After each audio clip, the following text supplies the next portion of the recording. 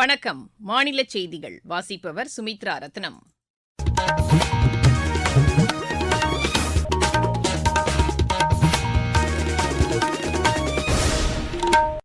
தலைப்புச் செய்திகள். பிரதமர் திரு நரேந்திர மோடி ரயில்வே துறையின் பல்வேறு திட்டங்களை இன்று தொடங்கி வைக்கிறார். வளர்ச்சியடைந்த இந்தியாவிற்கு தேவையான கட்டமைப்பு வசதிகளை ஏற்படுத்துவதில் மத்திய அரசு முனைப்புடன் உள்ளதாக தகவல் ஒலிபரப்புத்துறை இணையமைச்சர் திரு எல் முருகன் கூறியுள்ளார். தமிழக சட்டப்பேரவை கூட்டத்தொடர் ஆளுநர் உரையுடன் இன்று தொடங்குகிறது.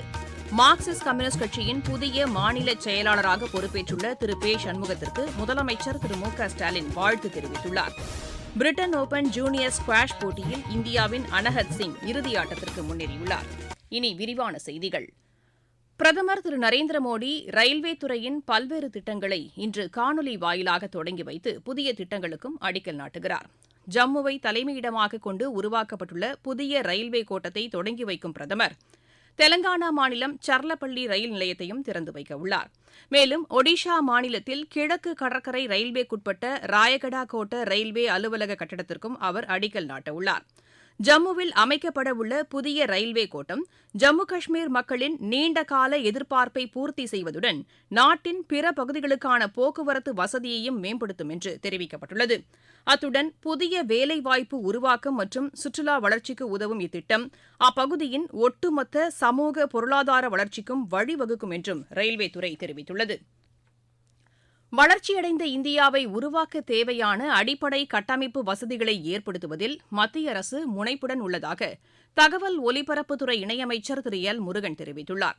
சென்னையில் நிகழ்ச்சி ஒன்றில் பேசிய அவர், வாகனங்கள் மற்றும் செல்போன்களை வெளிநாட்டிலிருந்து இறக்குமதி செய்து வந்த நிலை மாறி தற்போது ஏற்றுமதி செய்யும் அளவிற்கு நாடு வளர்ச்சியடைந்துள்ளதாக கூறினார். சகோதரர்களே, இன்றைக்கு நாம் கார் தொழிற்சாலைகளை பார்த்திருப்போம். இன்றைக்கு பல நாட்டினுடைய தொழிற்சாலைகள் இங்கு இந்தியாவிலிருந்து உற்பத்தி செய்து கொண்டது. ஒரு காலத்துல கார் எல்லாம் இறக்குமதி செய்து கொண்டது. இன்றைக்கு கார்கள் ஏற்றுமதி செய்யப்படுகிறது. குறிப்பாக நம்முடைய தமிழ்நாட்டிலிருந்தும் கூட நம்முடைய இந்தியாவிலிருந்து அனைத்து பகுதிகளிலும் இங்கு உற்பத்தி செய்து மற்ற நாடுகளுக்கு ஏற்றுமதி செய்து கொண்டிருக்கின்றோம். அப்படிப்பட்ட பொருளாதார வளர்ச்சி இன்றைக்கு மிக வேகமாக வளர்ந்து கொண்டிருக்கின்ற பொருளாதாரத்தில் நம்முடைய வியாபாரிகள், கார் உற்பத்தியாளர்கள், காரினுடைய வியாபாரிகள், அனைத்து தரப்பு மக்களினுடைய ஒத்துழைப்போடு நாம் மிகவும் வேகமாக வளர்ந்து கொண்டிருக்கிறோம்.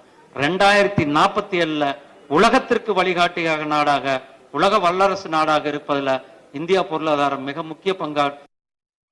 தமிழக சட்டப்பேரவை இன்று காலை 9:30 மணிக்கு கூடுகிறது. ஆண்டின் முதல் கூட்டத்தொடர் என்பதால் ஆளுநர் திரு ஆர் என் ரவி உரையாற்றி கூட்டத்தொடரை தொடங்கி வைக்க உள்ளார். அதன்பின் அலுவல் ஆய்வுக்குழு கூடி பேரவை எத்தனை நாட்கள் நடைபெறும் என்பதை முடிவு செய்யும். சட்டப்பேரவையில் ஆளுநர் ஆற்றும் உரை அகில இந்திய வானொலியில் நேரலையாக ஒலிபரப்பாகிறது. மார்க்சிஸ்ட் கம்யூனிஸ்ட் கட்சியின் புதிய மாநில செயலாளராக பொறுப்பேற்றுள்ள திரு பே சண்முகத்திற்கு முதலமைச்சர் திரு மு க ஸ்டாலின் வாழ்த்து தெரிவித்துள்ளார். சமூக வலைதளத்தில் அவர் வெளியிட்டுள்ள பதிவில், ஒடுக்கப்பட்ட மக்களுக்காகவும் விவசாயிகளுக்காகவும் உழைத்த சண்முகத்திற்கு தமிழக அரசின் சார்பில் கடந்த ஆண்டு அண்ணல் அம்பேத்கர் விருது வழங்கப்பட்டதை முதலமைச்சர் நினைவு கூர்ந்துள்ளார். இதுவரை மாநில செயலாளராக இருந்த திரு கே பாலகிருஷ்ணன் அப்பொறுப்பிலிருந்து விடை பெற்றிருந்தாலும் மக்கள் பணிக்கு விடை கொடுக்காமல் தொடர்ந்து பாடுபடுவார் என்றும் திரு மு க ஸ்டாலின் குறிப்பிட்டுள்ளார். இதேபோன்று இந்திய கம்யூனிஸ்ட் கட்சி மாநில செயலாளர் திரு முத்தரசன் வெளியிட்டுள்ள வாழ்த்துச் செய்தியில், இடதுசாரி ஜனநாயக சக்திகளிடையே ஒற்றுமையை ஏற்படுத்த திரு சண்முகம் தொடர்ந்து பாடுபட வேண்டும் என்று கேட்டுக் கொண்டுள்ளார். இதனிடையே விழுப்புரத்தில் செய்தியாளர்களிடம் பேசிய திரு சண்முகம், தமிழகத்தில் போராட்டம் நடத்துவதற்கு எதிரான அடக்குமுறையை எதிர்த்து மார்க்சிஸ்ட் கம்யூனிஸ்ட் தொடர்ந்து குரல் கொடுக்கும் என்று கூறியுள்ளார். அதேவேளையில் இக்கட்சி திமுக கூட்டணியில் நீடிப்பதாகவும் அவர் தெரிவித்துள்ளார். மாணவர்களின் முன்னேற்றத்தில் ஆசிரியர்கள் அதிக அக்கறை செலுத்த வேண்டும் என்று நகர்ப்புற வளர்ச்சித்துறை அமைச்சர் திரு முத்துசாமி வலியுறுத்தியுள்ளார். திருவண்ணாமலையில் பல்வேறு வளர்ச்சித் திட்டங்களை தொடங்கி வைத்து பேசிய அவர், நாட்டின் வளர்ச்சிக்கு பெண்களின் முன்னேற்றம் அவசியம் என்பதால் மாநில அரசு பல்வேறு திட்டங்களை செயல்படுத்தி வருவதாக கூறினார். நிகழ்ச்சியில் பேசிய பொதுப்பணித்துறை அமைச்சர் திரு ஏவ வேலு, திருவண்ணாமலையில் நெடுஞ்சாலைத்துறை மூலம் 121 கிலோமீட்டர் தொலைவுக்கு புதிய சாலைகள் அமைக்கப்பட்டுள்ளதாக தெரிவித்தார். நாமக்கல் மாவட்டத்தில் சுமார் 8 கோடி ரூபாய் மதிப்பிலான பல்வேறு திட்டப்பணிகளை தொடங்கி வைத்த ஆதிதிராவிடர் நலத்துறை அமைச்சர் திரு மதிவேந்தன் புதிய திட்டங்களுக்கும் அடிக்கல் நாட்டினார். கபிலர்மலை ஒன்றியம் கபிலக்குறிச்சியில் பொது சுகாதார மையம், பாண்டமங்கலம் பேரூராட்சியில் மேல்நிலை நீர்த்தேக்க தொட்டிகள் மற்றும் குடிநீர் விநியோக பணிகளுக்கும் அவர் அடிக்கல் நாட்டினார். இதேபோன்று பள்ளிப்பாளையம் ஒன்றியத்தில் கட்டி முடிக்கப்பட்ட கூடுதல் வகுப்பறை கட்டடங்கள் மற்றும் மேல்நிலை நீர்த்தேக்க தொட்டிகளை அமைச்சர் மக்கள் பயன்பாட்டிற்கு அர்ப்பணித்தார். நீங்கள் கேட்டுக்கொண்டிருப்பது மாநில செய்தி அறிக்கை. மூன்றாம் முறை மோடி அரசின் முதல் 100 நாள் சாதனைகள். ஒட்டுமொத்த மற்றும் நீடித்த வளர்ச்சிக்காக 15 லட்சம் கோடி ரூபாய் முதலீடு.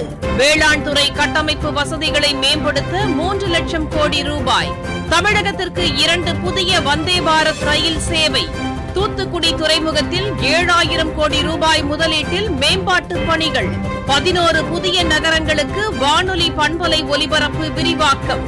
செமி கண்டக்டர் இயக்கத்தில் தமிழகத்திற்கு முக்கிய பங்கு.